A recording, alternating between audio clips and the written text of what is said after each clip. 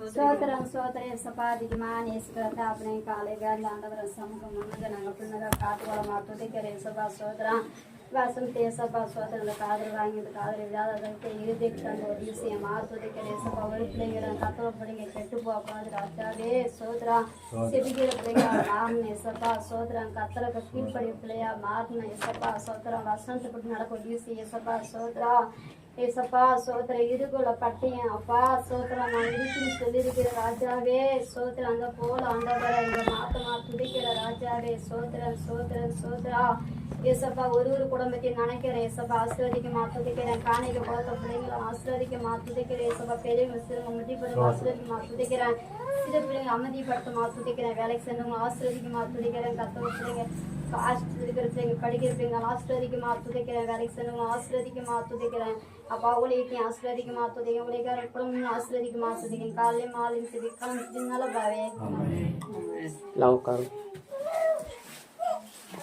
அல்லேலூயா அல்லேலூயா. மீண்டுமாய் தேவன் உங்களை சந்திக்கும்படி தந்த அளவற்ற கிருபைக்காய் மீண்டும் ஆண்டவரை மகிமைப்படுத்துகிறேன். நல்லா தியானமாக கொஞ்சம் அக்கறையோடு கவனிச்சிங்கன்னா நல்லாயிருக்கும், பிரயோஜனமாக இருக்குன்னு நான் நினைக்கிறேன். எனக்கு கற்றுக் கொடுத்ததை நான் உங்களுக்கு கற்றுக் கொடுக்கணும்னு ஆசைப்பட்றேன். அதனால் நல்ல தெளிவோடு கேட்கணும், நல்ல ஞானமாக கேட்கணும். இப்போ தயவு செஞ்சு பிள்ளைங்களோடு விளையாடுறதையும் பிள்ளைங்களுக்கு தூக்குறதையும் அதில் அந்த பிள்ளைங்களை அப்பாற்பட்டு விட்டுருங்க. அவங்க விளையாடட்டும், அவங்க என்ன வேணாலும் செய்யட்டும். தயவு செஞ்சு விளையாடாமல் நல்ல நேர்மையாய் ஊக்கமாய் கவனிச்சிங்கன்னா இந்த தான் உங்களுக்கு வாழ்க்கைக்கு பிரயோஜனப்படும். முதலாவது 2 பேதுரு எழுதின நிருபம் 1ஆம் அதிகாரம் அதனுடைய 1வது வசனம்.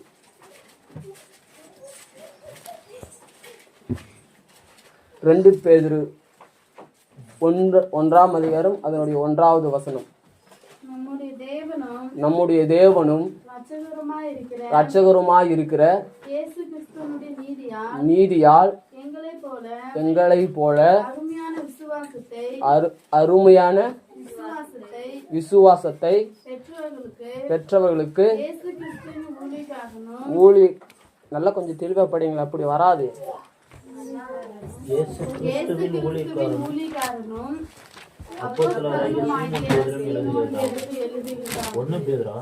2 பேர் நம்முடைய தேவனும் இரட்சகருமாய் இருக்கிற இயேசு கிறிஸ்துவினுடைய நீதியால் எங்களைப் போல அருமையான விசுவாசத்தை, அதை நோட் பண்ணணும். விசுவாசம்னு அல்ல, எங்களைப் போல அருமையான விசுவாசத்தை பெற்றவர்களுக்கு, அதுதான் அழுத்தி படிக்கணும். அதுதான் முக்கியமான வார்த்தையே. எங்களை போல அருமையான விசுவாசத்தை பெற்றவர்களுக்கு இயேசு கிறிஸ்துவின் ஊழியக்காரனும் அப்போஸ்தலனுமாகிய சீமோன் பேதுரு எழுதுகிறதாவது விசுவாசம். அவரை போல அருமையான விசுவாசம். இப்ப ஆளுக்கு ஒவ்வொரு உனக்கும் ஐயாவுக்கும் இது இல்லை. விசுவாசம் என்றால் என்ன சொல்லுங்க. ஒவ்வொன்றும் ஆளுக்கு ஒரு வார்த்தையா சொல்லணும். விசுவாசம் என்றால் என்ன? விசுவாசம் என்றால் என்ன? பரவாயில்ல, ஏதாவது சொல்லுங்க. விசுவாசம் என்றால் என்ன? நம்பிக்கை. அதான் ஒவ்வொன்றா சொல்லுங்க. நம்பிக்கை தான். அதான் என்ன விசுவாசம் என்றால் நம்பிக்கை. அதில் ஒவ்வொன்றா சொல்லுங்க. தெரியணும்ல. நீங்க என்ன இத்தனை நாள் சத்தியத்தை கேட்டிருக்கீங்க, ரொம்ப 25 வருஷம் வந்தவங்களும் இருக்குங்க, 30 வருடமா ஆண்டவரை பின்பற்றுகிறவங்களும் இருக்குங்க. அவங்களுக்கு தெரியணும்ல விசுவாசம் என்றால் என்ன. அது ஒரு விசுவாசம். அப்புறம் அது ஒன்று பாயிண்ட்டுக்கு வரமாட்டேன்றீங்களே, அது ஒரு விசுவாசம். விசுவாசமும் நம்பிக்கையும் வெவ்வேறு. விசுவாசமும் நம்பிக்கையும் ஒன்றல்ல. விசுவாசமும் வேற, நம்பிக்கை வேற. அதுதான் அங்க சொல்றாரு. எங்களை போல, அதான் யாரை போல? அவருடைய இந்த அப்போஸ்தலர்கள். அதான் உபதேசத்தை படிச்சாதான் இது வரும். அப்போஸ்தலர்கள் அப்படின்னா, அப்போஸ்தலர்கள்னா தேவனுக்கு ஊழியம் செய்த எங்களை போல அருமையான அந்த விசுவாசத்தை பெற்றவர்களுக்கு. அப்படின்னா அருமையான அந்த விசுவாசத்தை அவர்கள் பெற்றுட்டாங்க அப்படின்னு பார்த்தோன்னா எபிரேயரின் புஸ்தகம் 11ஆவது அதிகாரம் 1வது வசனம். நல்லா கவனிச்சிங்களாதான் இது என்ன பண்ணும், உங்களுக்கு நல்லா புரியும். நல்லா கவனிச்சாதான் புரியும், இல்லைன்னா அது உங்களுக்கு புரியாது. எபிரேயர் விசுவாசமானது நம்பப்படுகிறவைகளின் உறுதியும் காணப்படாதவர்களின் நிச்சயமாய் இருக்கிறது. அது என்ன விசுவாசமானது? நம்பப்படுகிறவர்களின் உறுதி. சொல்லுங்களேன், எதை நம்புறோம் நாம? அது என்ன? காணப்படாதவர்களின் நிச்சயமாய் இருக்கிறது. இங்க ஆண்டவர் இருக்கிறாரா இல்லையா? இருக்கிறார். அதுதான் இப்ப பவுல் அழகா எபிரேயருக்கு எழுதுறாரு பாருங்க, நம்பப்படுவர்களின் உறுதியும் காணப்படாதவர்களின் நிச்சயமா இருக்கிறது. அப்படின்னா என்ன அர்த்தம் நீங்க சொல்லுங்க. நீங்க பேசினாதான் அந்த சத்தியம் அழகா இருக்கும். அப்படின்னா என்ன அர்த்தம் குறிக்குது? இந்த நம்பிக்கை வேறு, என்ன வேறு? விசுவாசம் வேறு. நம்பிக்கை என்றால் என்ன அப்படின்னு பார்த்தோம்னா, எடுங்க நம்பிக்கை என்று என்ன பார்த்தோம்னா, ரோமர் புஸ்தகம் 8:23. நம்பிக்கை என்றால் என்ன? அதுக்கு அழகா இங்க என்ன சொல்றாரு? ரோமர்ல எழுதி இருக்கு 8:23.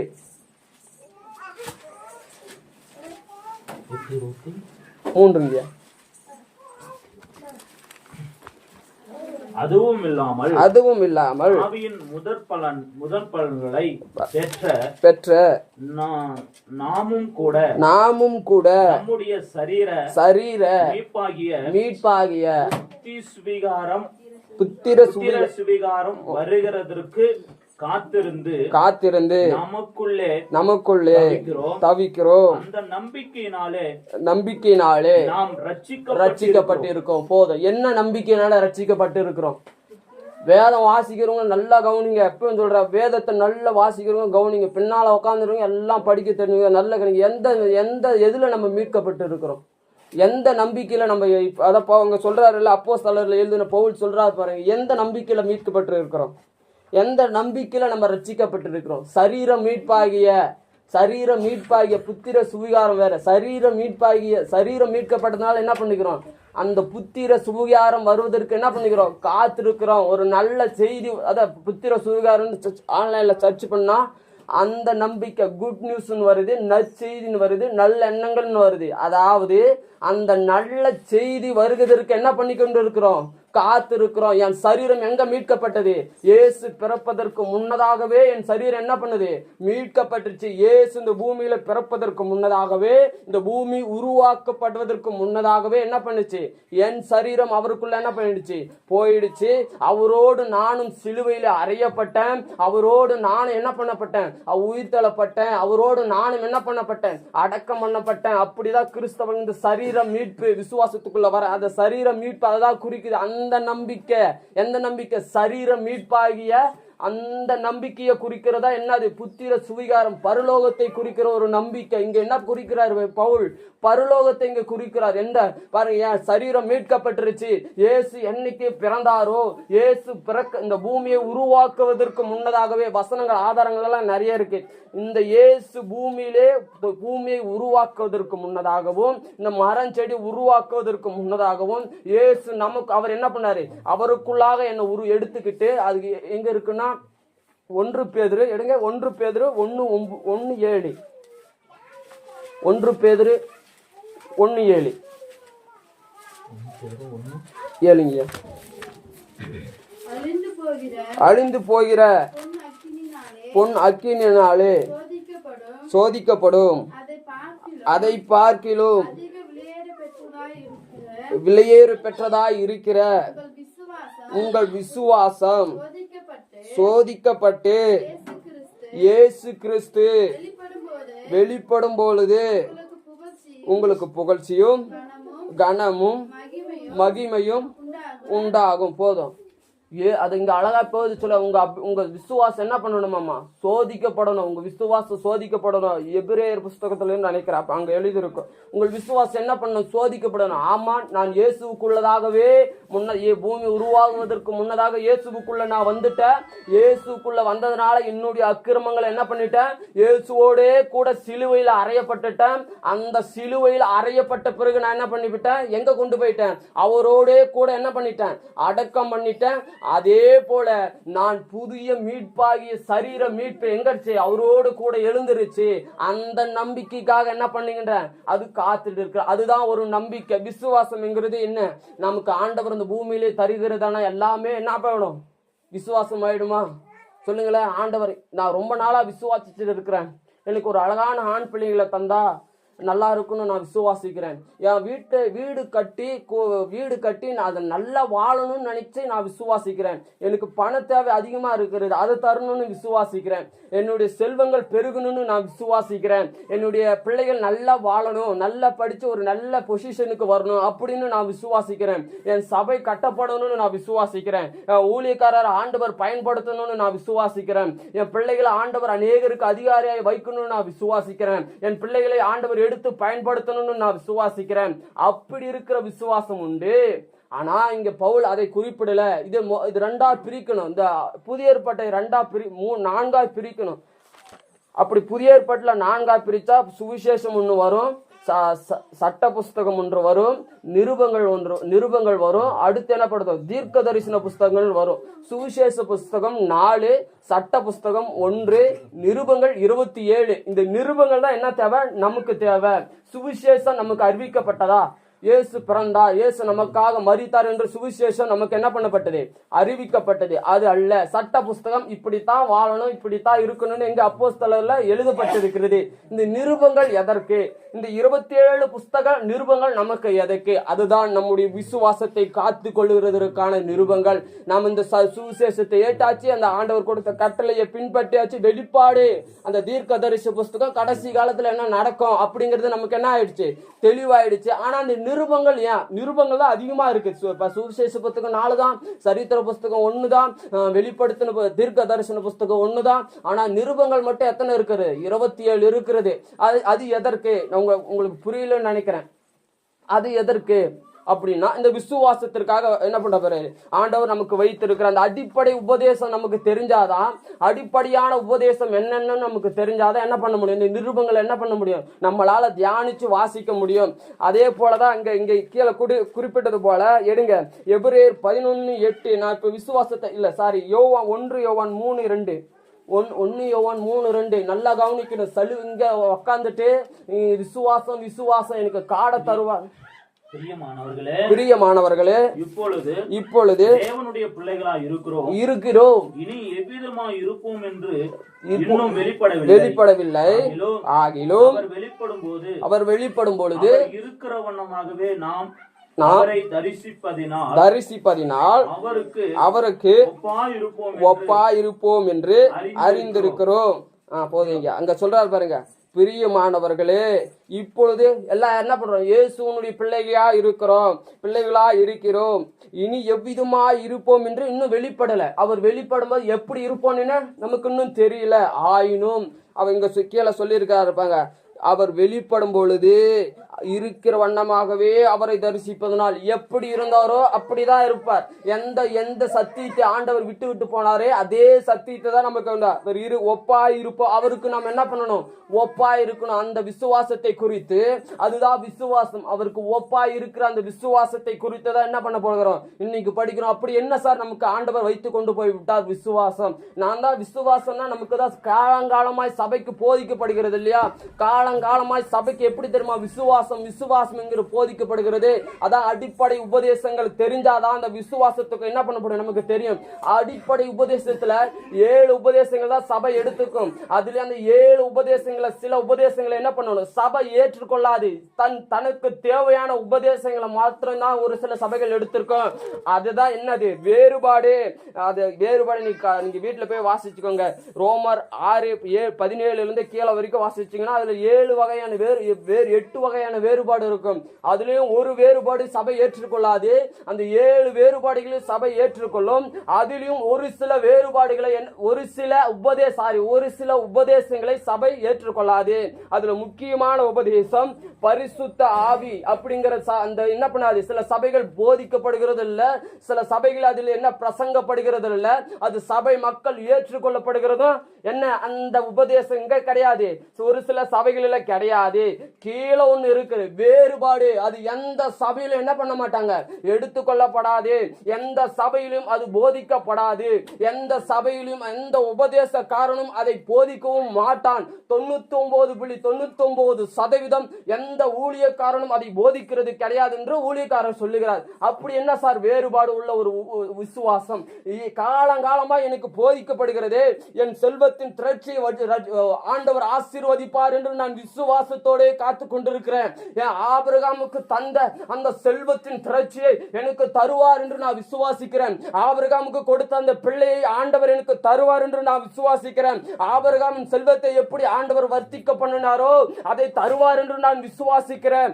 ஆபிரகாமுக்கு எப்படி எல்லையில்லா தேசத்தை ஆண்டவர் கொடுத்தாரோ அதே போல எனக்கும் என் பிள்ளைகளுக்கும் என்னை சுற்றியுள்ள என் சொந்தங்களுக்கும் செல்வங்களையும் நிலங்களையும் நல்ல பணங்களையும் செழிப்பான அந்த ஆசீர்வாதத்தையும் தருவார் என்று விசுவாசிக்கிறேன் என்பதுதான் காலங்காலமாய் சபை போதிக்கப்படுகிற ஒரு விசுவாசமாய் இருக்கிறது. இயேசு கிறிஸ்து விசுவாசம் பூமிக்குரிய விசுவாசத்தை நிருபங்களிலும் புதிய ஏற்பாட்டிலே ஒரே ஒரு வசனத்தில் கூட பூமிக்குரிய விசுவாசத்தை ஆண்டவர் எழுதி வைக்கவும் அப்போஸ்தலர்கள் எழுதி வைக்கவும் இல்லை, சுவிசேஷக்காரர்கள் எழுதி வைக்கவும் இல்லை. இப்பவும் சொல்ற சபை ஞானமா கேட்கலனா, சபை சத்தியத்தை சரியா கேட்கலனா உனக்கு அடி விழத்தான் செய்யும், உங்க பிள்ளைகளுக்கு அடி விழத்தான் செய்யும், வீட்டுக்கு அடி விழதான் செய்யும். தியாகம் பண்ணிட்டு ஒருத்தனும் ஊழியத்துக்கு வந்து நிக்கிறோம். என்ன நினைச்சிட்டு எந்த சிந்தையில சபையில உட்காந்துட்டு இருக்கிறோம்? சும்மா இல்ல, எல்லாம் தியாகம் பண்ணிட்டு வந்து நிக்கிறேன். அதுல காட்டில நான் இன்னும் மேல வரணுமே ஆண்டவரை, இவர்களை காட்டில நான் மேல வரணும்னு நான் நினைக்கிறேன். 50,000-70,000 ரூபாய் சம்பளத்தை விட்டுட்டு வெறும் 2 நாள் காசுக்காக ஒருத்தர் வராருன்னா அது எவ்வளவு பெரிய தாகம், எவ்வளவு பெரிய விசுவாசம். ஏதோ ஒண்ணு அவரை ஈர்த்து இருக்குது இல்லையா? இயேசுவின் இடத்துல ஏதோ ஒண்ணு அவர் பிடிச்சிருக்குது இல்லையா? 70,000 ரூபாய் சம்பளத்தை விட்டுட்டு, இன்னைக்கு மெட்ராஸ்ல இருந்து 70,000 ரூபாய் சம்பளத்தை விட்டுட்டு இயேசுடைய ஊழியத்திற்காக இயேசுவை பற்றி படிக்கணும், இயேசுவை பற்றி உபதேசத்தை நான் கத்துக்கணும்னு 70,000 ரூபாய் சம்பளத்தை விட்டுட்டு பைபிள் காலேஜ் வந்து அவர் படிக்கிறாருன்னா அவருடைய விசுவாசம் எதை குறிக்கிறது? எல்லாம் நினைச்சு பாருங்க. நம்ம பிள்ளைகளை அப்படி விட்டுருவோமா? 70,000 ரூபாய் சம்பளத்தை விட்டுட்டு நீ வாடா மகனே, நீ வா இந்த பைபிள் காலேஜ்ல வந்து படி, நீ படிச்சா ஆண்டவருடைய மகிமை நீ காணப்படும், ஆண்டவர் உனக்கு கொடுக்கிற காரியம் அதிசயமா இருக்கும், வந்து படிடா மகனேன்னு ஒரு விசுவாசி தான் பிள்ளைய அங்க அனுப்ப முடியுமா? இல்ல ஒரு விசுவாசியாவது அங்க ஒரு கூட்டம் நடக்குது, நீ போடா, அங்க போனா உனக்கு ஆவிக்குரிய வாழ்க்கை நல்லா இருக்கும், நீ வளருகிற வாழ்க்கை நல்லா இருக்குன்னு ஒரு விசுவாசி உங்களால் அனுப்ப முடியுமா?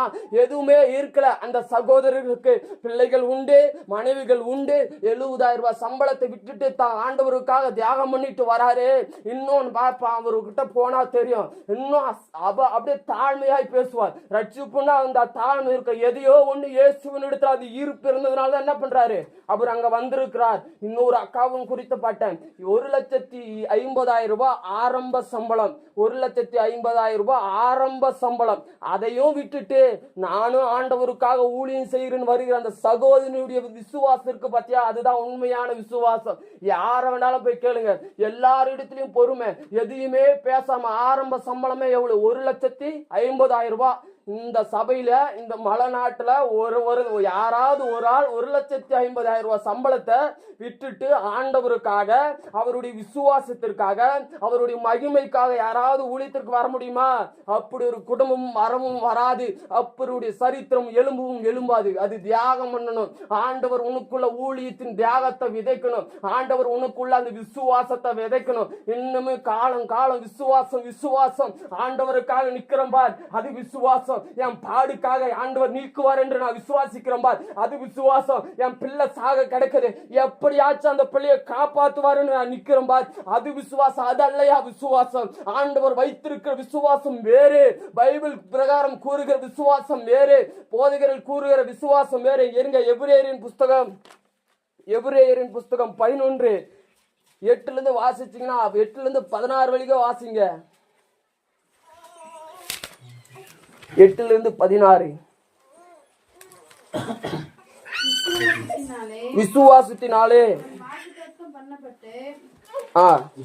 விசுவாசத்தினாலே ஆபிரகாம் தன் சுதந்திரமாக பெற்றிருக்கிற இடத்திற்கு போகும்படி அழைக்கப்பட்ட போது கீழ்ப்படிந்து நான் போகும் இடம் என்னதென்று புறப்பட்டு போனான். விசுவாசத்தினாலே பண்ணப்பட்ட தேசத்திலே பரதேசியை போல சஞ்சரித்தாய. நிறுத்துங்க. இங்க என்ன பரதேசினா என்ன அர்த்தம்? பரதேசினா என்ன அர்த்தம்? பரதேசினா பூமிக்குரிய அர்த்தம் என்னன்னு கேட்டேன். பணம் இல்லாதவன், காசு இல்லாதவன், ஏழை. அதுதான் என்ன பண்ணுது, பூமிக்குரியில குறிக்கிறது. அந்த பணமும் இல்ல, காசும் இல்ல. ஆண்டவர் என்னை எங்க கொண்டு போற? ஆபிரகாம் இங்க பாரு, எபிரேயர் புஸ்தகத்துல பவுல் சொல்றாரு, பவுல் சொல்றாரு பாருங்க, எங்கேயோ கொண்டு போறாரு ஆண்டவர், எதையோ ஒண்ணு கொடுக்கிறார் ஆண்டவர். என்கிட்ட காசும் இல்லை, என்கிட்ட பணமும் இல்லை, நான் பணக்காரனும் இல்லை, ரொம்ப ஏழையா இருக்கிறேன் அப்படின்னு இங்க எபிரேயர் புஸ்தகத்துல சொல்லுதா? அதே ஆதியாகம புஸ்தகத்துல வாங்க, ஆதியாகமம் 13:2 வாசிங்க.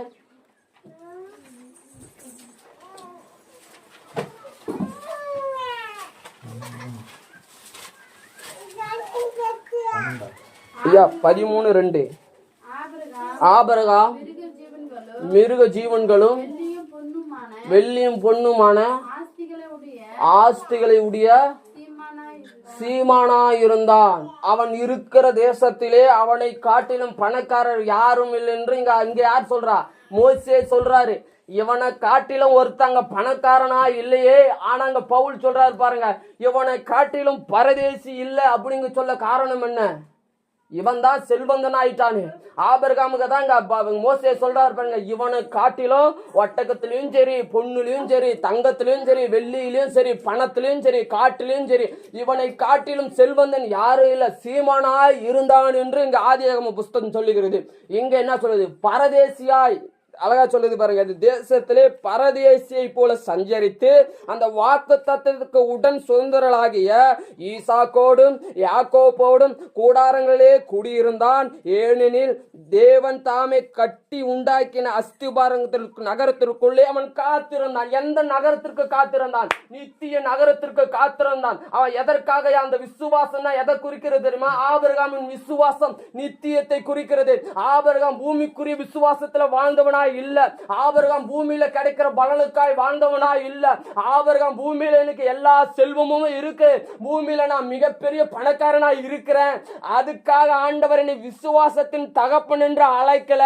நான் கூடாரங்களிலே கடக்கிற ஆண்டவர் என்னை கட்டி இருக்க, ஆண்டவர் கட்டி கொண்டு வைத்திருக்கிற அந்த நித்திய நகரத்திற்காக தான் ஆண்டவர் என்ன பண்றார்? பரதேசியா என்னை சஞ்சரித்து அந்த பரதேசிக்கு கூட்டி போக தான் ஆண்டவர் என்ன பண்றார்? விசுவாசமாய் காத்திருக்க வைத்தார். அப்படின்ற இங்க என்ன சொல்றாரு?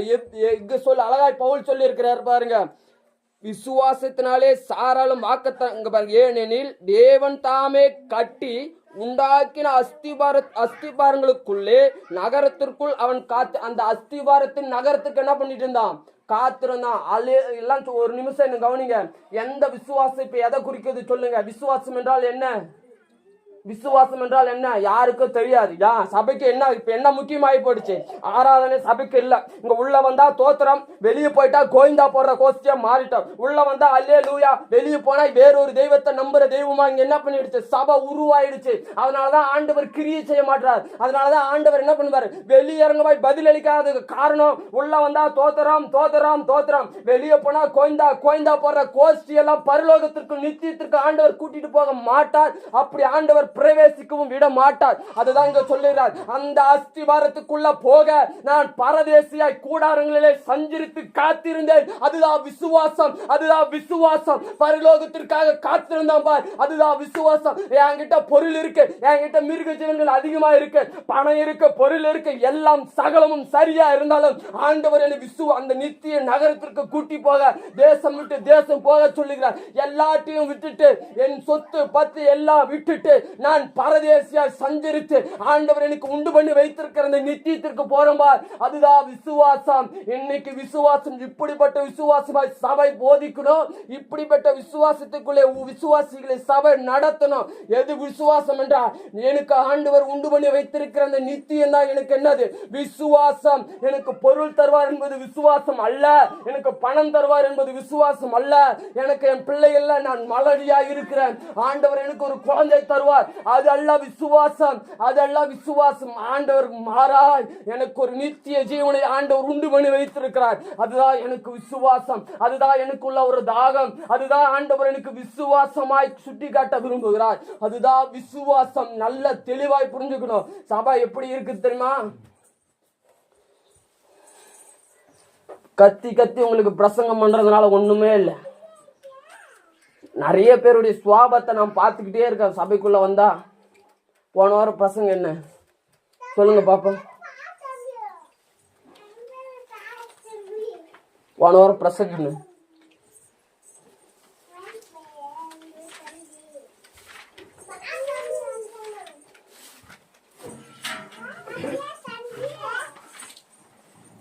பிரசங்க போன வாரம்.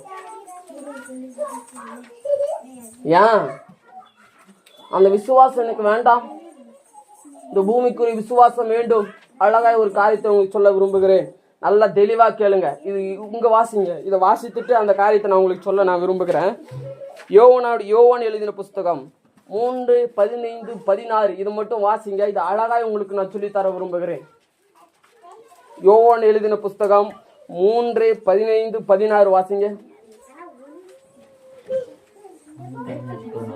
தன்னை விசுவாசிக்கிறவன் எவனும் கெட்டு போகாமல் நித்திய ஜீவனை அடையும்படிக்கு உயர்த்தப்பட வேண்டும். தேவன் தம்முடைய ஒரே பேரான குமாரனை எவனும் கெட்டு போகாமல் நித்திய ஜீவனை அடையும்படிக்கு தந்தருளி அன்பு கூர்ந்தார். அதுதான் விசுவாசம். சாட்டா உங்களுக்கு சொல்லிட்டுனா இதுதான் விசுவாசம். விசுவாசம் என்றால் இதுதான். நித்திய ஜீவனை அடையும்படி பூமியில் இருக்கிற ஒருத்தனும் பாவத்துல விழுந்துடாம, வேசித்தனம் பண்ணாம, விபச்சாரம் பண்ணாம, பொய் சொல்லாம, திருடாம, களவு செய்யாம இதெல்லாம் செய்யறாம்பா. இவனைத்தான் என்ன பண்றாரு? கெட்டு போகாமல் நித்திய ஜீவனுக்கு கொண்டுட்டு போறாரு. பாத்தியா? அதுதான் விசுவாசம். இதுதான் என்ன? அது விசுவாசம். அழகா உங்களுக்கு சொல்றேன். உலகத்துல உள்ளவனும் தெய்வத்தை வென்றானா இல்லையா?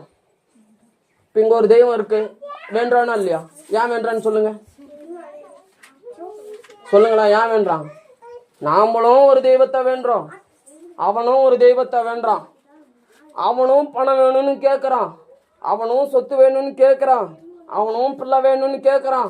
இந்த பைபிள் என்னன்னா வேணும்னு சொல்றானா அவனும் அங்க போய் என்ன பண்றான்? கேட்கறான். நாமளும் இங்க வந்து கேட்கிறோம். ஆனா அவனுக்கும் நடக்குது, நமக்கும் நடக்குது. இதுல ஏன் நமக்கு விசேஷமா ஒண்ணு கிடைக்குது? விசேஷமா கிடைக்க காரணம் என்ன? அவனுக்கும் கிடைக்குது, பணமும் அவன் தெய்வத்துக்கிட்ட போறான் இல்லையா, பணமும் கிடைக்குது, திருடு போனதையும் கண்டுபிடிச்சும் கொடுக்கறான்னு வச்சுப்போமே. உனக்கு தீர்க்க தரிசனமாய் உரைக்கிறான்னு வச்சுப்பான். குறி சொல்லி சாமி ஆடி எதையோ பண்ணி உனக்கு சொல்றான்னு வச்சுப்போம். இங்கேயும் சபையிலையும் ஊழிக்காரன் தீர்க்க தரிசனம் சொல்றான், போதிக்கிறான், உனக்கு என்ன வேணும்னு டெய்லி தினமும் கேட்கிறான். ஆனா நம்ம கிட்ட ஐயா ரெண்டுத்துக்கு வித்தியாசமே இல்லையே. அதானே உண்மை, அதானே உண்மை. அங்க போறவனும் என்ன பண்றான்? பணம் வேணும்னு கேட்கறான். அங்க போறவனும் எனக்கு என்ன வேண்டாம், இது இல்ல கொடுன்னு கேட்கறான். நாமளும் இங்க வந்து என்ன பண்றோம்? இதை கொடுன்னு கேட்கறோம். ஆனா ரெண்டுத்துக்கும் நடுவில் ஒண்ணு இடிக்குது. என்ன? ரெண்டுத்துக்கு நடுவில் ஒண்ணு இருக்கு. சிஸ்டர் நீங்களாம் இங்க கவனிக்கணும். இது ஆண்டவருடைய ஆலயம், விளையாடுறதுக்கான ஆலயம் அல்ல. என்ன? அவனும் கேட்கறான், நாமளும் கேட்கிறோம், எல்லாமே கிடைக்குது. அவனுக்கும் நம்மளை காட்டிலும் அவன் ஆஸ்தி உள்ளவனா இருக்கிறான். நம்மளை காட்டில ஆண்டவர் அதிகம் மேல உயர்த்திட்டே போறாரு. என்ன? இது ரெண்டுத்துக்கு வித்தியாசம் ஒண்ணு இருக்கு. என்ன?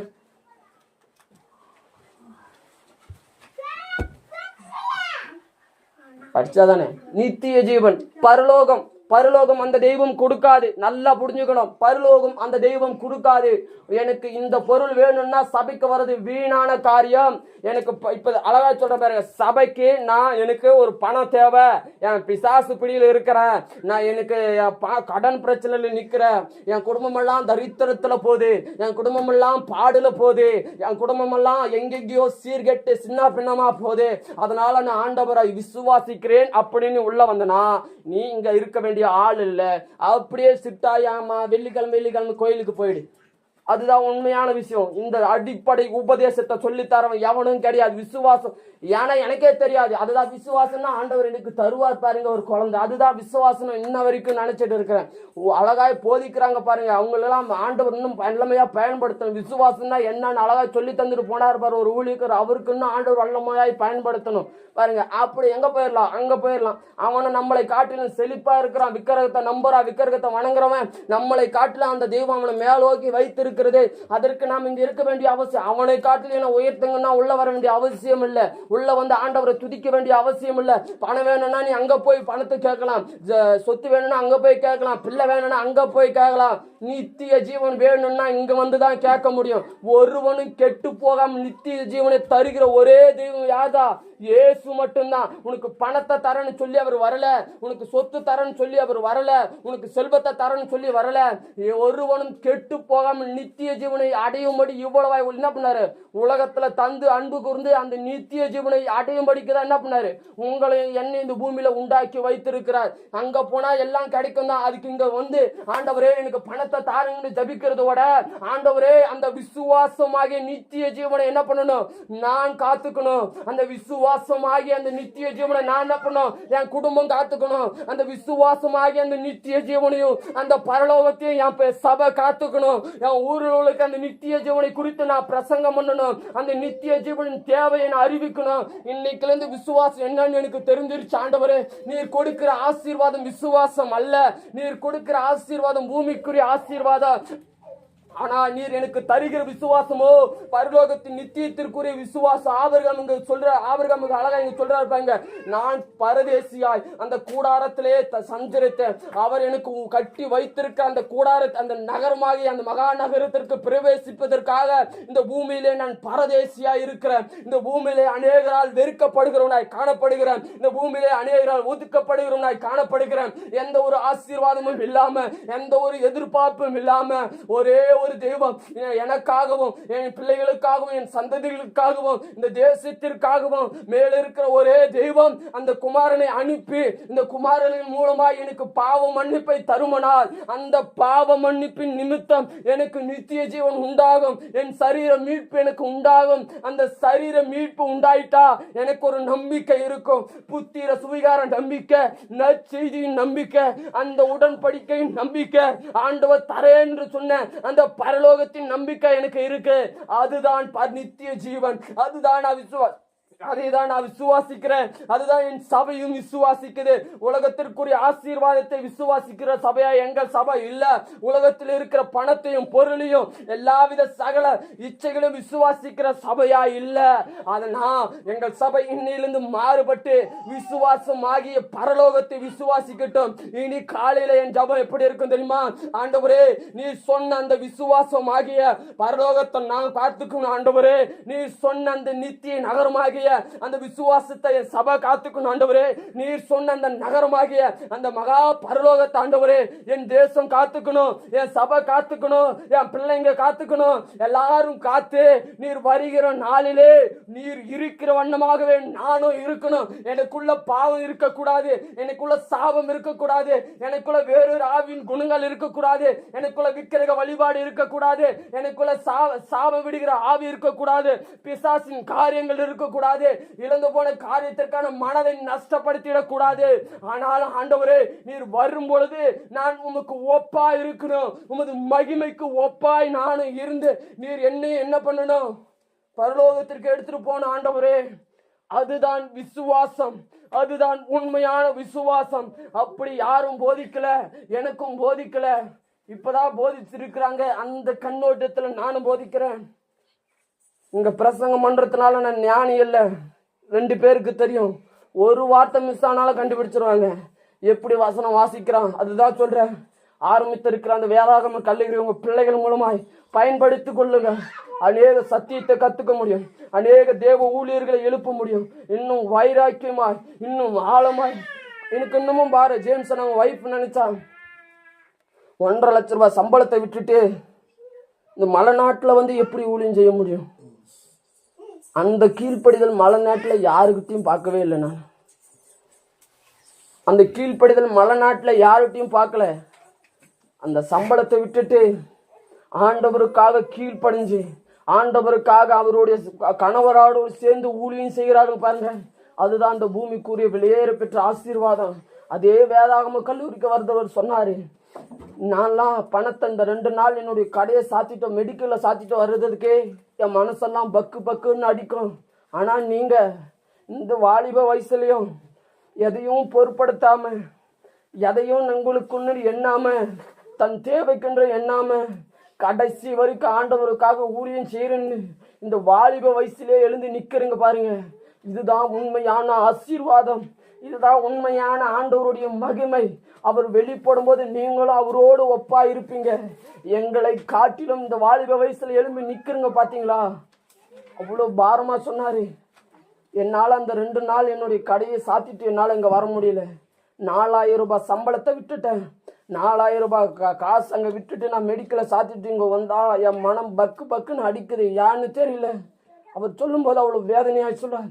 ஆனாலும் நீங்களும் உங்க ஊழியக்காரனும் உங்க இந்த ஜேம்ஸ் அண்ணனும் அவங்க வைப்பும் அவருடைய கிதியோனும் சொல்றாரு பாருங்க, தாகம் ஊழியத்துக்கு வரணும்னா சும்மா வந்துட முடியாது.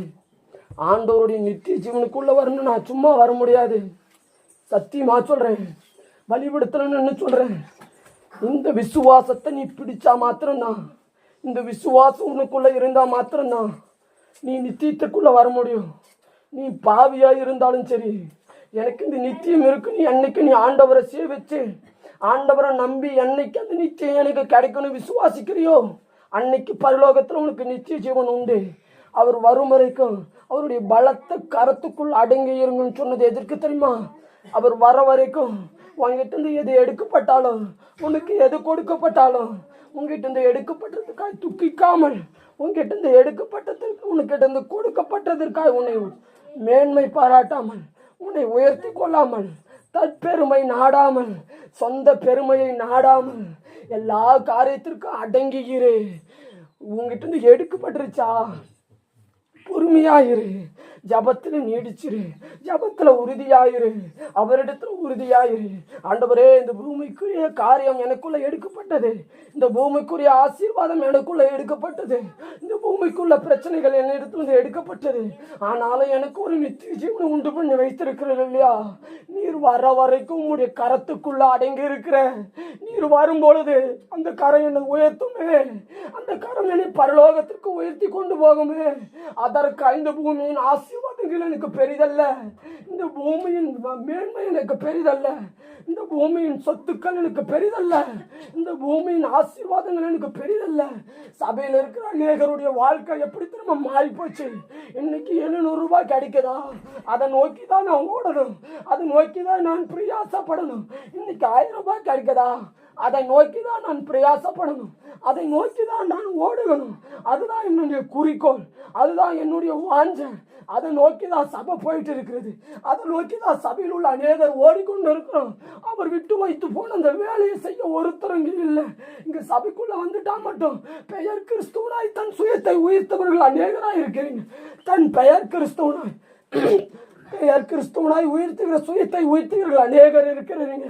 ஆண்டவர் உங்களை எச்சரித்து, எனக்கு உண்டு பண்ணி இருக்கிற, நான் உண்டு பண்ணி வைத்திருக்கிற அந்த நித்திய ஜீவனுக்கு நீ மனம் திரும்பி இந்த புதிதான விசுவாசத்தை நீ பற்றி கொள்ளதான் நான் அந்த விசுவாசத்தை உனக்குள்ள கொடுத்திருக்கிறேன். அதற்காக தான் ஆண்டவர் உங்கள் நம்மளை அழைத்திருக்கிறார் என்று இன்னைக்கு நம்பணும். இன்னைக்கு 700 ரூபாய் கிடைக்கலனாலும் பரவாயில்ல, இன்னைக்கு 700 ரூபாய் சம்பளம் போனாலும் பரவாயில்ல, 4 பேருக்காவது நான் இயேசுவை பற்றி சொன்னா, சகலவித ஆசீர்வாதங்களோடு இருக்கிற நீங்க, சகலவித நன்மையோடு இருக்கிற நீங்க, சகலவித ஆசீர்வாதத்தையும் பூமியில உங்களுக்கு கொடுத்திருக்கிற நீங்க சொன்னீங்கன்னா, அந்த 700 ரூபாய்க்கு காட்டிடும் பரலோகத்துல ஆண்டவர் உங்களுக்கு என்ன பண்ணி வைத்திருக்கிறார், பெரிய பொக்கிஷத்தை வைத்திருக்கிறார். அதுதானே நமக்கு இந்த பூமிக்குரிய ஆசீர்வாதம். பலத்த கரத்துல அடங்கி இருக்கிறது பெரிதான விஷயம் அல்ல, பலத்த கரத்துல அடங்கி ஒடுங்கி நிற்கணும். அவர் கொடுக்கிற அந்த ஆசீர்வாதத்தை பெற்றுட்டு, அவர் கொடுக்கிற இந்த ஆசீர்வாதத்துல மேன்மை பாராட்டுற ஒரு கூட்டமாய் மாறிடக்கூடாது. எனக்கு எல்லாம் சகலமும் நன்மையா இருக்கிறது, எனக்கு சகலமும் எல்லாம் இருக்கிறது, கேடுலையும் கேடு, வெக்க கேடு, விக்கிரக ஆராதனை செய்கிற கூட்டமாய் சபை மாறிடுச்சு. இந்த தெய்வம் தர முடியாது என்று சொல்லி வேறொரு தெய்வத்தை நம்பி ஓடுற அந்த விக்கிரக ஆராதனை சபைக்குள்ள வருமானால், சபைக்குள்ள பிரவேசிக்குமானால், அவர் செஞ்ச ஊழியம் எப்பேர் பெற்ற நல்ல கவனமா கவனிக்கணும். ஒருத்தர் இங்க தன் ஜீவனை கொடுத்து விட்டு, இயேசு எப்படி ஏதோ தோட்டத்துல தன் மரணத்திற்காக போராடினாரோ அதே போலதான் முன்னதாக இருந்த ஊழியக்காரர் தன் ஜீவனுக்காக இந்த ஆலயத்துல, குன்னூர் ஆலயத்துல போராடி போராடி ஜீவனை விட்டிருக்கார். அந்த நன்றி விசுவாசம் இந்த சபைக்கு இருந்திருக்கணும், அந்த நன்றி உணர்வு இந்த சபைக்கு இருந்திருக்கணும். அந்த எண்ணம் மீட்டு நித்திய ஜீவனுக்கு கொண்டு வந்த அந்த ஊழியக்காரரை நான் கனப்படுத்திருந்தா என் சபை இன்னும் 4 பேரை கூட்டி வந்து உள்ள வைத்திருக்கணும். அந்த நம்பிக்கை சபைக்குள்ள இல்லை. ஒரு பாட்டு பாடுங்களேன், ஒரு பாட்டு ஒண்ணு பாடுங்களேன். ஐயா நீங்க பாடாதீங்க, நீங்க பாடுங்க பாப்போம். அவர் பட்ட பிரயாசம் என்னன்னு இங்க தெரியும், அவர் பட்ட பாடு என்னன்னு இங்க தெரியும். இயேசு எப்படித்தான் மரணத்திற்காக ஏதோ தோட்டத்துல நடுராத்திரி முழுக்க துக்கம் கொண்டு, ஆண்டவரே உமக்கு சித்தமானால் என்னை காப்பாத்துங்க, ஆண்டவரே உமக்கு சித்தம் உண்டானால் இந்த வேதனை நீங்கும்படி செய்யும் அப்படி என்று கதறி இருப்பாரோ. அவருடைய ஊழியம் இங்க வெளிப்படணும், அவருடைய ஊழியத்தின் நன்மை இங்க வெளிப்படணும். பாடுங்க பாப்போம்.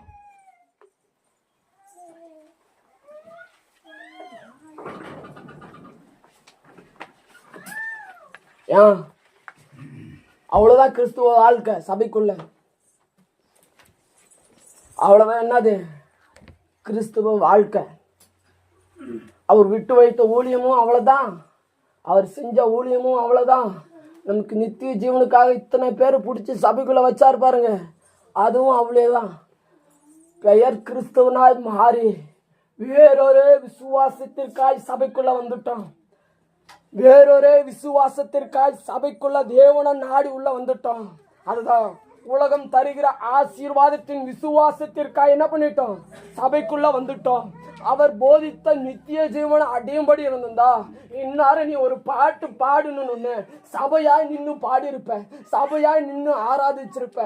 ஒரு சின்ன பிள்ளை பாடுற பாட்டு கூட நமக்கு தெரியல, எடுத்து விடுது. நேற்று ஒரு பொண்ணு, எங்க இருந்தையா இந்த பொண்ணு வருது, என்ன குரல், என்ன ராகம் தெரியும். பெரியவங்களுக்கே பாட்டை எடுத்து விடுற ஞானம் அதுதானே சரியான வளர்ப்பு, அதுதான் சரியான தெய்வ ஞானத்தோட வளர்க்கணுங்க. 2 பேர் தவறிட்டாங்க வளர்க்கறதுக்கு. அழகாய் வசனமும் சொல்லுது, உங்க பிள்ளைகள் என்ன பண்ணணும், தெய்வ ஞானத்தோடும் கிருபையோடும் வளர்க்கணும். தெய்வ ஞானத்தோட உங்க பிள்ளைகளை வளர்க்கணும். எடுத்து விடுது பிள்ளை பாட்டு, அழகாய் நேற்று பாடுது. அந்த பிள்ளையை காட்டிலும் இப்ப வந்த பிள்ளை, இப்ப பிறந்த பிள்ளை மிஞ்சி போனா 7 வருஷம் ஆகும், இல்லைன்னா 9 வருஷம் 12 வருஷம் தான் ஆகும். அந்த பிள்ளைக்கு நாம் விசுவாசத்தின் வாழ்க்கைக்கு பாதி கட்டம் கூட என்ன இல்லை, அந்த பிள்ளையோட வயசு இல்ல.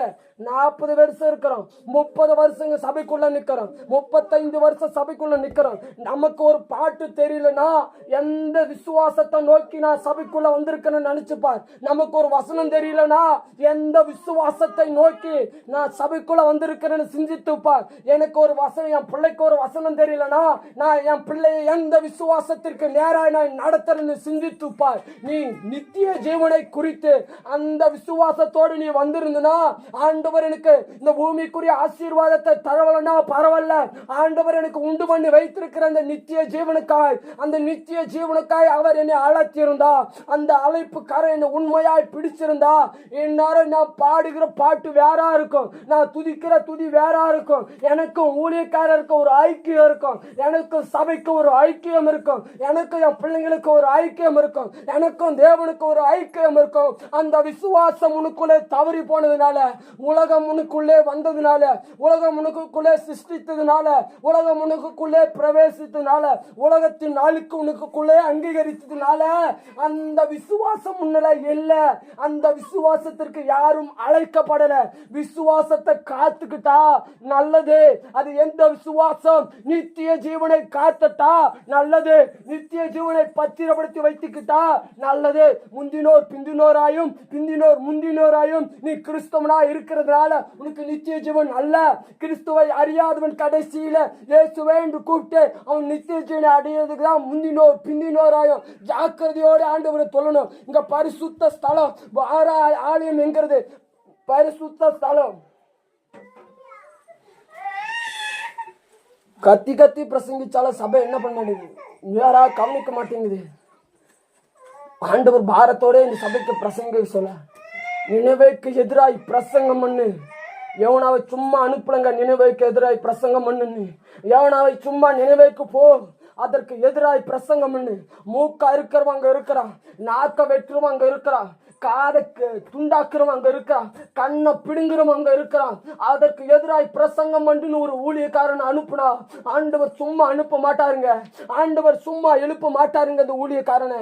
இப்பவும் சொல்றேன், சபைக்கு எதிராய் பிரசங்கம் பண்ணணும் தான் ஆண்டவர் எழுப்பி இருக்கிறாரு. நான் விசுவாசிக்கிறேன்.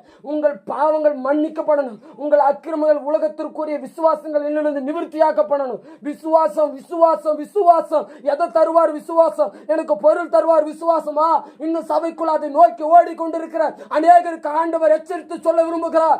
இனி விசுவாசம் உனக்கு நித்திய ஜீவனா இருக்கட்டும், இல்லைன்னா உனக்கும் உன் குடும்பத்திற்கும் நித்திய தீர்ப்பு, நியாய தீர்ப்புல நீதியின் கிரீடம் உனக்கு கிடையாது. நீதியின் கிரீடம் உனக்கு கிடையாது. உலகத்தின் பொருளுக்காய் விசுவாசத்தை நாடினா இயேசு அதை செய்வார். இயேசு இதை செய்வார், அதையும் செய்வார். அதை காட்டிலும் மேலான ஒரு விசுவாசம் பரலோகம், நித்திய ஜீவன். ஆபிரகாமையும் அததான் விசுவாசித்திருக்கிறார். செல்வந்தனாய் இருந்தும் அததான் விசுவாசித்திருக்கிறார். மோசேயும் அததான் விசுவாசித்திருக்கிறார். தாவீதும் அதுதான் விசுவாசித்திருக்கிறார். அநேக தீர்க்கதரிசிகள் அதை தான் விசுவாசித்திருக்கிறார்கள். சில ஊழியக்காரங்க அதான் அடிப்படை உபதேசத்திலிருந்து வேறுபாடை எடுத்துட்டா உலகத்தான் வாழ்றது போல நானும் வாழலாம், உலகத்தான் குடிக்கிறது போல நானும் குடிக்கலாம், உலகத்தா எப்படி வேணும் கும்மாள் அடிக்கிறது போல நானும் கும்மாள் அடிக்கலாம். சபைக்குள்ள விசில் அடிக்கிற கூட்டமா மாறுனா இந்நாளும் ஒரு ஊழிக்காரன் உங்களுக்கு பாட்டு பாடி கையை தட்டி ஓப்போட விசில் அடினா இந்நாள் நீ சும்மா இருந்திருப்ப. இந்நாளும் சபை சும்மா இருந்திருக்க.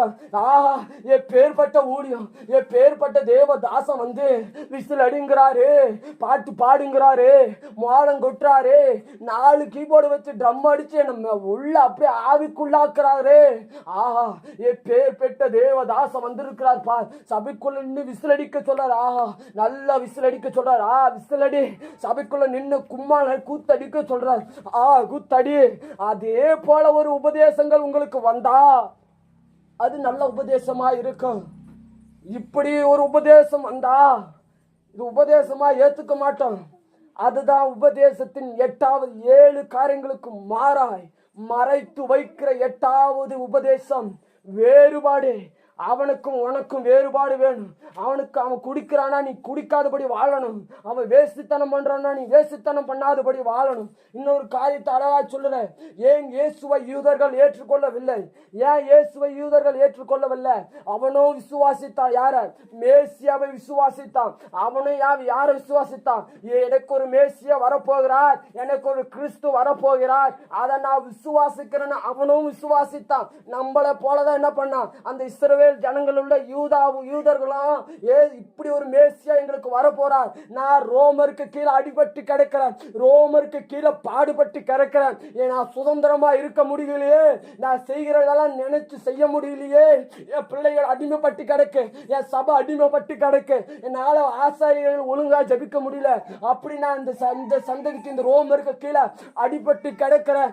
எப்படி எனக்கு ஒரு அதான் தீர்க்கதரிசிகள் உரைக்கிறாங்க இல்ல, எப்படியாச்சும் மேசியா வரப்போகிறார், எப்படியாக என் குடும்பம் எங்களுடைய நாடு விடுதலையாக்க யூதர்களை விடுதலையாக்க போறார், அந்த மேசியா எப்போது வரப்போறார், எப்படி வரப்போறார் அப்படின்னு 400 வருட இடைவெளியில அந்த யூதர்கள் மேசியாவை நோக்கி காத்திருந்தார்கள். வந்தவரோ அவர்கள் எதிர்பார்த்த மேசியா யாரை போல தெரியுமா எதிர்பார்த்தார்கள்?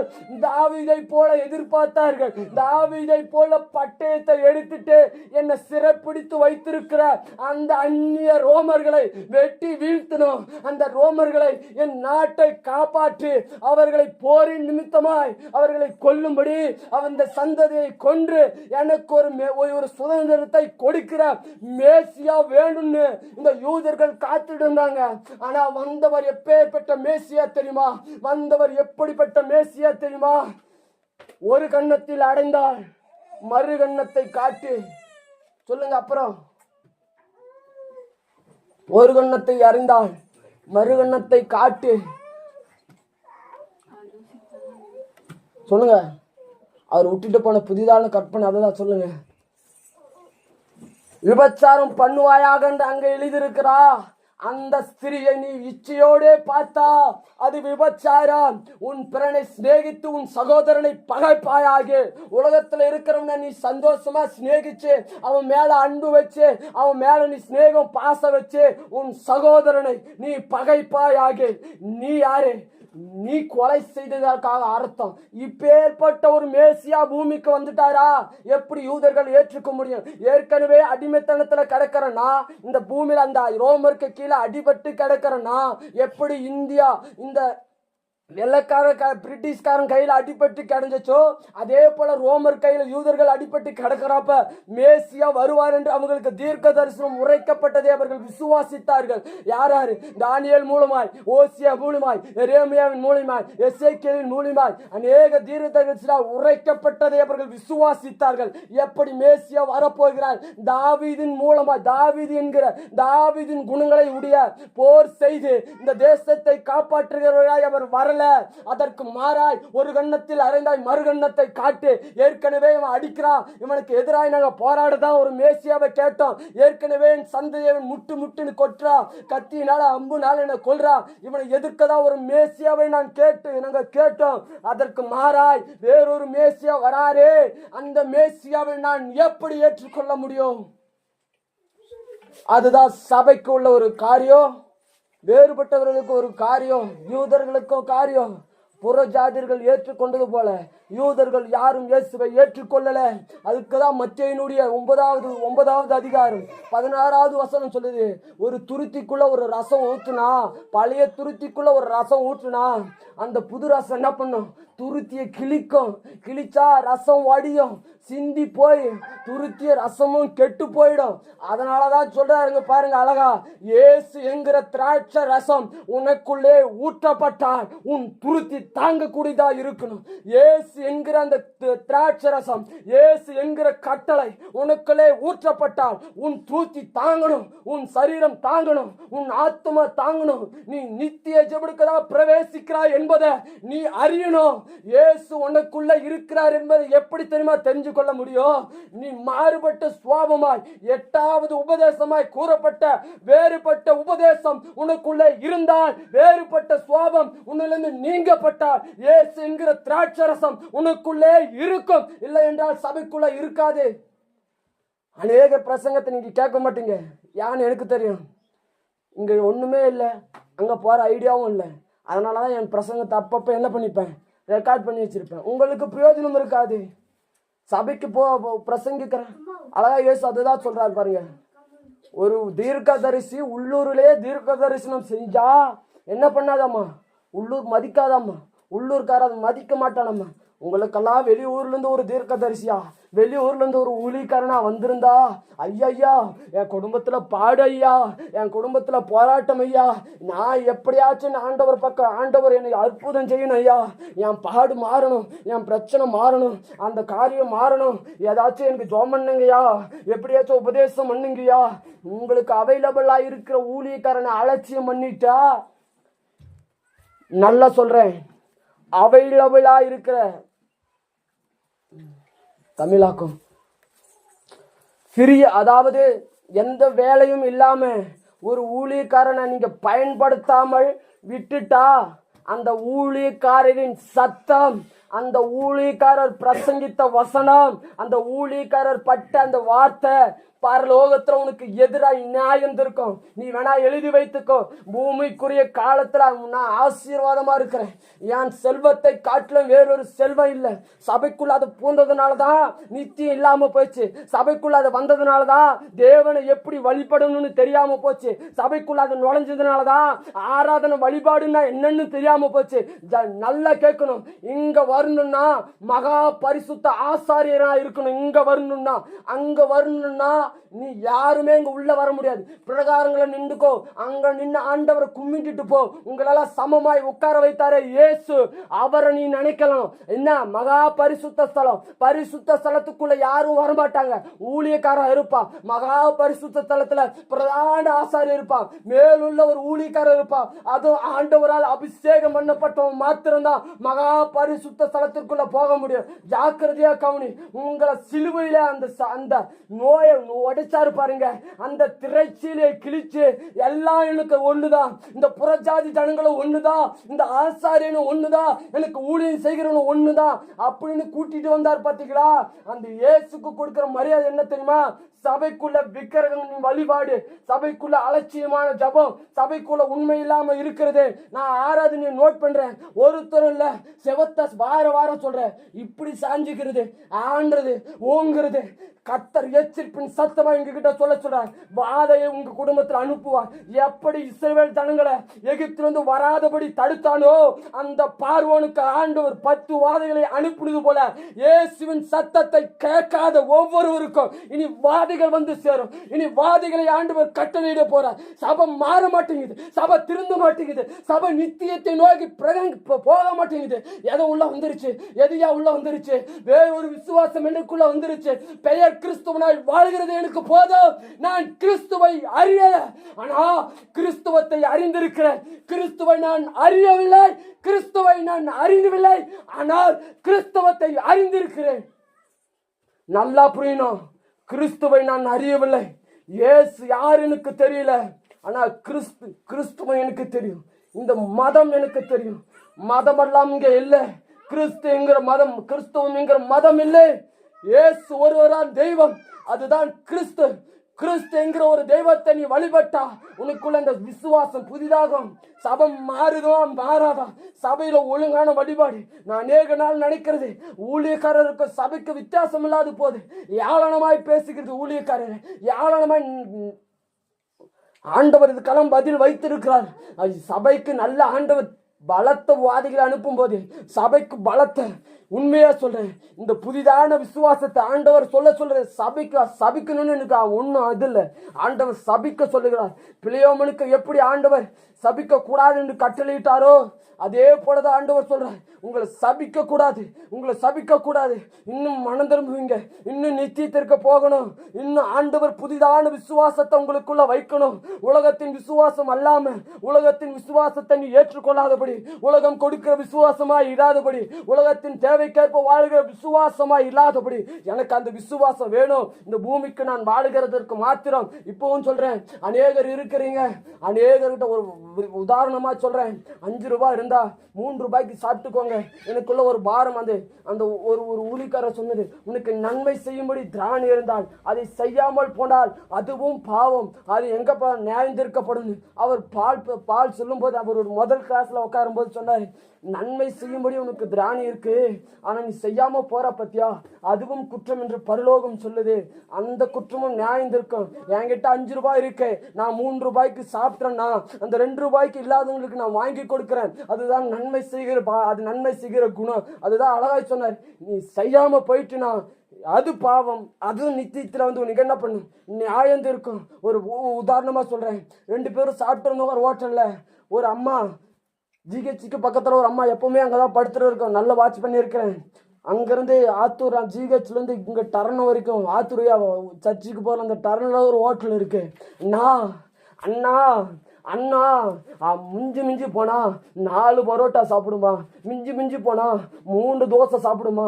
அண்ணா 1 மணி நேரமா அந்த இடத்துல நான் சம்பாதிக்க முடியல, என்னால குடும்பம் கைவிட்டப்பட்ட நிலையில ஒரு ஹோட்டலுக்கு முன்னாடி வந்து அண்ணா 1 மணி நேரமா அந்த சமைக்கிறவனை பார்த்து கேட்குமானால் அவனுக்கு மனம் இறங்கலனா, அவன் உலகத்தின் விசுவாசம் வேறு. நானா கிறிஸ்துவர்களாகி நமக்கு ஒரு விசுவாசம் இருந்திருந்தா அந்த கூக்குரலின் சத்தமின் காதுக்கு ஒலித்தது. அந்த பட்டினியை போக்கதா அந்த இடத்துல ஆண்டவர் என்ன உட்கார வைத்திருக்கிறாருன்னு எல்லாருக்கும் விசுவாசம் வரணும். பஸ் ஸ்டாண்ட்ல ஒரு பிச்சைக்காரர் இருந்தா என்னை கொண்டு ஆண்டவர் அவனுக்கு எதையோ போஷிக்க விரும்புகிறார். ஆண்டவர் ஆகாயத்தின் பச்சைகளுக்கு போஷிக்கிறார் அல்லவா, அதே போல இல்லாதவர்களுக்காக தான் அண்ணான்னு சொல்லி கத்துற அந்த சகோதரிக்காக ஒருவரும் எழும்புல. எவ்வளவு நல்ல சம்பாதிக்கிற ஒரு ஹோட்டல், நல்ல வருமானம் பார்க்கிற ஒரு ஹோட்டல், அந்த 3 பரோட்டாவுக்கு மனம் இறங்கலனா அந்த பூமிக்குரிய விசுவாசம் அழிந்து போகும். பூமிக்குரிய விசுவாசம் அழிந்து போகும். உங்ககிட்ட நிறைய இருக்குது, அந்த 3 பரோட்டாவில நீ கெட்டுற மாட்டேன், அந்த 3 தோசையில கெட்டுற மாட்டேன். அதே போலதான் நாமளும் நம்ம கிட்ட நிறைய இருக்குது. அந்த 30 ரூபாயில நம்ம கெட்டுற மாட்டோம். இல்லாதவங்களுக்கு சாப்பாடு வாங்கி கொடுக்கறதுனால நம்ம கெட்டுற மாட்டோம். இல்லாதவங்களுக்கு துணி வாங்கி கொடுக்கறதுனால நம்ம விசுவாசத்துல நம்ம கெட்டுற மாட்டோம். ஆண்டவர் என்னை ஆசீர்வதிக்கிறார். அதனால நான் இல்லாதவங்களுக்கு என் தேவைக்கு எடுத்து வச்சுட்டு மீதியை கொடுக்கிறேன். இது சொல்லணும்னு எனக்கு ஆசை, அதனால சொல்றேன். அதை எடுத்து வச்சுட்டு இல்லாதவனுக்கு நான் சாப்பாடு வாங்கி கொடுக்கிறேன். என்கிட்ட 100 ரூபாய் இருக்கு, நான் 50 ரூபாய்க்கு சாப்பிட்டா என் வயிறு நிறையும், மீதி நான் அந்த இல்லாதவங்களுக்கு வாங்கி கொடுக்கிறேன்பா. அது எனக்கு பரலோகத்துல கணக்கு எழுதப்படும், அந்த பரலோகத்துல நான் செய்த நீதிக்கு கணக்கு எழுதப்படும் அப்படின்னு நினைச்சு ஒவ்வொருவரும் நீ நன்மை செய்தா இந்த நன்மைக்கேற்ற பலன் பரலோகத்துல இருக்கும். உன் அநீதி மறைக்கப்பட்டு நீதி ஆண்டவரிடத்துல எழுதப்படும். கர்த்தர் சொன்னது போல ஏழைக்கு இருங்கிறவன் எனக்கு கடன் கொடுக்கிறான் வேதம் சொல்லுது இல்லையா, அது பிரகாரம் வரேன். கடைசியா நான் ஒரு இடத்திற்கு வரேன், கடைசியா பிரசங்கத்தை முடிக்க நான் ஒரு இடத்திற்கு வரேன். எபேசியர் 4:4 வாசிங்க.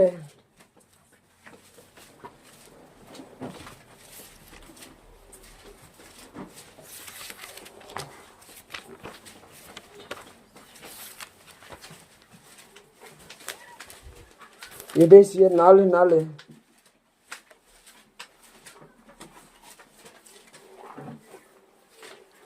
நாலு 4:5 4ஆம் அதிகாரம் 4ஆம் வசனம் 5வது வசனம். ஆமாங்க. உங்களுக்கு உண்டான அழைப்பினாலே ஒரே நம்பிக்கை அழைக்கப்படுவது போல ஒரே சரீரம் ஒரே ஆவி உண்டு, ஒரே கர்த்தரும் ஒரே விசுவாசம் ஒரே ஞானஸ்தானம். அவ்வளவுதான். அங்க அவரே சொல்றாரு பாருங்க, அழகாய் எபேசியருக்கு பவுல் சொல்றாரு பாருங்க. அழைக்கப்பட்ட நம்பிக்கை, ஒரே நம்பிக்கை, ஒரே சரீரம், ஒரே ஆவி, ஒரே கர்த்தர், ஒரே விசுவாசம். அவ்வளவுதான். உன் நம்பிக்கை என்ன சொல்லுங்க? நம்மளுடைய நம்பிக்கை என்ன? நெவர். அவர் இருக்கிற வண்ணமாகவே வருவார், அவருக்கு ஒப்பா இருப்பேன் என்கிறது நம்பிக்கை. என்கிட்ட ஒரே சரீரம் இருக்கு, என்கிட்ட ஒரே ஆவி இருக்கு, அதையும் நான் அவருக்கு ஒப்பாய் காத்து கொண்டுட்டேன். ஒரே விசுவாசம், நித்தியத்துக்கு நேராய் நான் விசுவாசிச்சுட்டேன். ஓவர் பரலோகனை ஏற்றுக்கும். அதை அழகாய் பவுல் விளக்கி சொல்கிறார் பாருங்க. தீமோத்தேயுக்கு எழுதின நிருபம் 1 தீமோத்தேயு 6:12, 2 தீமோத்தேயு 4:7 வாசிங்க. அழகாய் சொல்றார் பவுல். விசுவாசத்தின் நல்ல போராட்டத்தை போராடினேன், நித்திய ஜீவனை பற்றிக்கொள், அதற்காகவே நீ அழைக்கப்பட்டாய். அநேக சாட்சிகளுக்கு நல்ல அறிக்கையை பண்ணினவனுமாய் இருக்கிறாய். அடுத்து 2 தீமோத்தேயு எழுங்க. 2 தீமோத்தேயுவின் புஸ்தகம் 4:7 வாசிங்க. ஒரு உதாரணத்தோடு சொல்லி முடிச்சிடுறேன். நல்ல போராட்டத்தை போராடினேன், ஓட்டத்தை முடித்து விசுவாசத்தை காத்துக்கொண்டேன். கீழே வைங்க. இது முதல் நீதியின் கிரீடம் எனக்காக வைக்கப்பட்டு இருக்கிறது. நியாயாதிபதியாகிய கர்த்தர் அந்நாளிலே எனக்கு தந்தருளுவார். எனக்கு மாத்திரமல்ல பிரசன்னமாகுதலை விரும்பும் யாவருக்கும் அதை தந்தருளுவார். அவ்வளவுதான். பவுல் தீமோத்தேயுக்கு சொல்றார் பாருங்க. தீமோத்தேயுக்கு சொல்றார், தீமோத்தேயுவே, கடைசியா உனக்கு நான் ஒண்ணு சொல்றேன். நான் மரணத்தின் தருவாயிலே சிறைச்சாலையிலே என் கழுத்துகள் அறுக்கப்படும் நிலையிலிருந்து நான் எழுதுறவனுக்கு நல்ல காது கொடுத்துக்கு. இம்மன்ற நேரம் தூங்கிட்டீங்களா? இப்ப விழிச்சுக்கோங்க, 5 நிமிஷத்துல முடிக்கிறேன். தீமோத்தேயுவே, நான் கழுத்து அறுக்கப்பட்ட இயேசுவின் சுவிசேஷத்திற்காய், நான் அந்த நித்திய விசுவாசத்திற்காய் நான் கழுத்து அறுக்கப்பட்ட நிலையிலே சிறைச்சாலையிலிருந்து உனக்கு எழுதுகிறேன். நல்லா கேள். நான் இந்த பூமியிலே நல்ல போராட்டத்தை போராடினேன். நித்தியம் என்கிற அந்த பரலோகத்தின் விசுவாசத்தை நான் காத்து கொண்டேன். இது முதல் அந்த நீதி யாரை குறிக்கும்? இது முதல் நீதியின் கிரீடம் எனக்கு வைக்கப்பட்டிருக்கிறது. அந்த நீதி யாரை குறிக்கும்? அதாவது சொல்லுங்க பார்க்க, நீதி யாரை குறிக்கும்? கிரீடம் வேற, நீதி வேற. நீதி யாரை குறிக்கும்? இயேசுவை குறிக்கும். இயேசுவிலிருந்து வருகிற அந்த நீதி எனக்கு ஒரு கிரீடம் கொடுக்கும். இந்த பூமியில அழகா ஒரு உதாரணத்தை சொல்றேன். இப்ப நீங்களும் பரலோகம் போயிட்டீங்க, பவுலும் உங்களோட கூட வந்துட்டார். பவுலுன்னா தெரியல எல்லாத்துக்கும், பவுலும் உங்க கூட என்ன பண்ணிட்டாரு, பரலோகம் வந்துட்டாரு. இயேசு 2 பேர்த்தையும் நியாயம் விசாரிக்கிறார். பவுல் சொல்றார், ஆண்டவரே என்ன விசுவாசிச்சேன், நல்ல போராட்டத்தை போராடினியா, போராடணும் ஆண்டவரே, பூமியில் உள்ள எதையாவது கேட்டியா, எதையும் கேட்கல ஆண்டவரே, நான் இந்த ஒரே விசுவாசம், உங்க நித்தியத்தை நோக்கி நான் பிரசங்கிச்சேன், உமக்காக நல்ல போராட்டத்தை போராடினேன், உங்களுடைய சுவிசேஷத்தை அநேகருக்கு சொன்னேன், அந்த விசுவாசத்தை நான் காத்துக்கிட்டேன் ஆண்டவரே, இந்தா உனக்கு நான் நீதி உனக்கு கிரீடம் தரேன், நீ போலாம். நம்ம கிட்ட ஆண்டவர் விசாரிக்கிறார், என்ன விசுவாசித்தியா, என்ன நம்புன ஆண்டவரே, என்ன விசுவாசித்த ஆண்டவரே, நீங்க பொருள் தருவன்னு சொன்னீங்க ஆண்டவரே, அதை நான் விசுவாசித்தேன். 4 கட்டு பணம் தருவீங்க சொன்ன ஆண்டவரே, அதை விசுவாசித்தேன். நல்ல பிள்ளை தருவீங்க சொன்ன ஆண்டவரே, அதையும் விசுவாசித்தேன். எனக்கு வீடு கட்டணும்னு இந்த பூமியில எனக்கு ஆசை ஆண்டவரே, அதையும் விசுவாசித்தேன். அநேக செல்வங்கள் எனக்கு பெருகணும், அநேக சொந்தங்கள் எனக்கு வரணும், நான் இந்த பூமியில இருக்கிறவனை காட்டிலும் பெரிய பணக்காரனா இருக்குன்னு விசுவாசிச்ச ஆண்டவரே. எல்லாம் நடந்துச்சா? எல்லாம் சரியாய் நடந்துச்சு ஆண்டவரே, எல்லாம் சரியா எனக்கு நடந்தது. நீ இப்படியே கிளம்பு, எங்க அவ்வளவுதான், நீதியின் கிரீடம் உனக்கு கிடையாது. நீ எதை விசுவாசித்து இருக்கிறாய்? சபை நல்லா புரிஞ்சுக்கணும், எதை விசுவாசித்திருக்கிறாய்? உலக பிரகாரமாய் நீ விசுவாசித்திருக்கிறாய். பவுல் எதை விசுவாசித்திருக்கிறார்? பரலோகத்தை விசுவாசித்திருக்கிறார். பவுல் அழகா எங்க சொல்றாரு, எனக்கு சம்பாதிக்க தெரியாதா, எனக்கு சேவகம் பண்ண தெரியாதா, ஏன் எங்களுக்கு விபச்சாரம் பண்ண தெரியாதா, உங்களை போல எங்களுக்கு வாழ தெரியாதா, அதெல்லாம் பவுல் கேட்கிறார் அழகாய். அது சொல்றாருங்க, பவுல் விசுவாசித்து என்னது? பரலோகத்தை எங்கள் நித்திய ஜீவனை விசுவாசித்தார். அவர் எங்க போயிட்டாரு?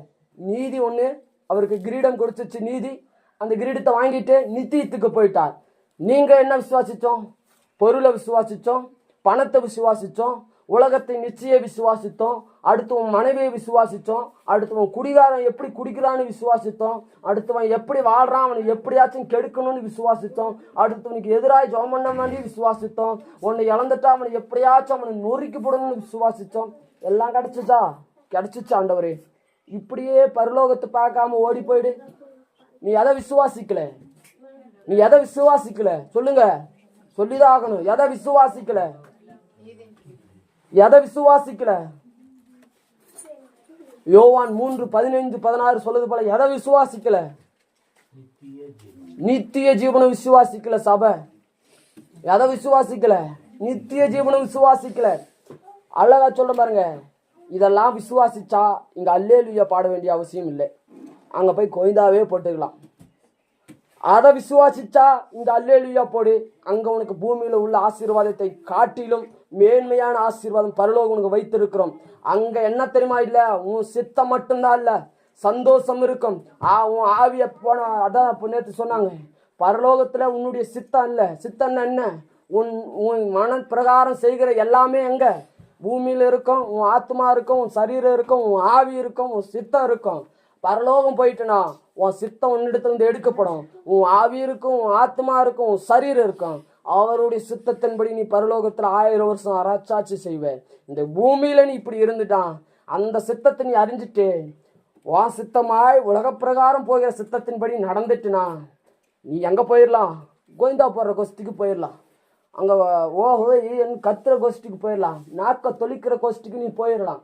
ஏன் இந்த பிரசங்கம் இங்க பண்ணுறோன்னா, எல்லாமே 5 வருடத்திற்கு மேலாய் விசுவாசிகளாய் இருக்கிறோம். புதுசாக வரவர்களுக்கு பிரசங்கிக்க வேண்டிய அவசியம் இல்லை. 5 வருடத்திற்கு மேலாக இருக்கிறோம். இப்போதான் எனக்கே புதிதாக இருக்கிறது விசுவாசம். அன்னைக்கு தான் உணர்ந்தேன், இம்மட்டு நாள் நான் எதை விசுவாசித்திருக்கிறேன்? பூமிக்குரிய காரியங்களை விசுவாசித்திருக்கிறேன். அதனால தான் உங்கள் பிள்ளைங்களெல்லாம் பைபிள் காலேஜ் அனுப்புங்க, அங்கே நல்லா படிக்கட்டும், அங்கே நல்ல ஆசீர்வாதத்தில் தேரட்டும், நல்ல தெய்வ ஞானத்தில் தேரட்டும். எங்க ஒருத்தர் என்ன உபதேசம் பண்ணுறான்னு அவங்க பிள்ளை அங்கே கீழே உட்காந்து கண்டுபிடிக்கட்டும். அதுக்கு தான் பிள்ளைங்களை அனுப்புங்க, பூலிக்காரனோடைய செலவிட சொல்லுங்கிறது. இப்ப சொல்றேன், உனக்கு நித்திய பரலோகம் வேணும்னா சபைக்குள்ள அவர் சொன்ன எல்லா கற்பனைகளையும் எல்லா கனிகளையும் கண்டு நீ விசுவாசித்தனா உனக்கு நித்திய ஜீவன் என்கிற விசுவாசம் ஆண்டவர் வைத்திருப்பார். அதற்கு மாறாய் உலகத்தின் விசுவாசம் விசுவாசித்தினா அங்க போயிடலாம். அவனும் அதுதான் விசுவாசிக்கிறான், அவனும் அதுதான் நம்புறான், அவனுக்கும் அதுதான் கிடைக்குது, நமக்கும் அதுதான் கிடைக்குது. வித்தியாசம் ஒன்றுமே இல்லை.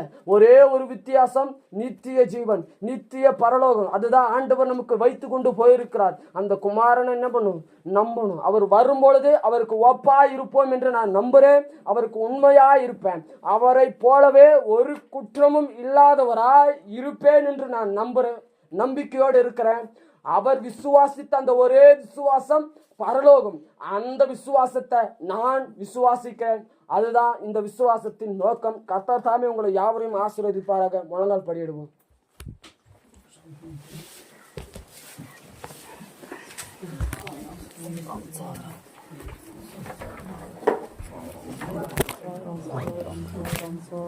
கேட்டு வசனங்களை ஒரு விஷயம் தியானிச்சு பார்ப்போம். நான் எப்படிப்பட்ட விசுவாசம் உடையவனா இருக்கிறேன், நான் எந்த விசுவாசம் உடையவர்களா இருக்கிறேன், இன்ன வரைக்கும் எந்த விசுவாசத்தை நான் அறிந்தவனா இருக்கிறேன். நம்மளுக்கு விசுவாசம் என்பது இன்னைக்கு நாட்கள் அநேக நம்ம நினைச்சிருக்கிறோம். நான் விசுவாசித்தா